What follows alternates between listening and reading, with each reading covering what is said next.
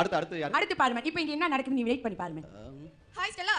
ஏய் என்னடி எப்படி இருக்க? நான் நல்லா இருக்கேன். நீ எப்படி இருக்க? நான் நல்லா இருக்கேன்டி. சரி போன வாரம் பேசும்போது ஏதோ மாமியார் மருமக போட்டு தள்ளிட்டாங்க நீ அது என்னது? அதுவாடி. அது என்ன தெரியுமா? மருமக இருக்கால. ஆமா. நல்லா அவன் மட்டும் 5000 ரூபாய்க்கு புடவை எடுத்துட்டாடி. மாமியாருக்கு ஒண்ணு வாங்கினா ஒண்ணு ஃப்ரீயா. அதுல போய் புடவை வாங்கிருக்காடி. என்ன ஒரு மனசு பாரு அந்த பொண்ணுக்கு. ஆமா அவன் கல்யாணம் எத்தனை வருஷம் ஆகுது? எனக்கு அதையே கேக்குற அதை விட்டுட்டாலே. நல்ல இல்லடி சொல்லணும்டி.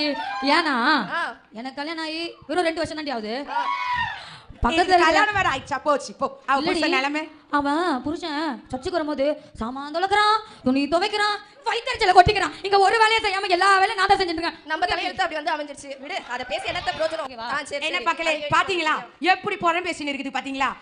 வந்தாலே அடுத்த வீட்டுக்கார அதையும் டைரி போட்டு மெயின்டைன் பண்ணின்னு இருக்குது. இதெல்லாம் விட்டு வைக்கலாமா?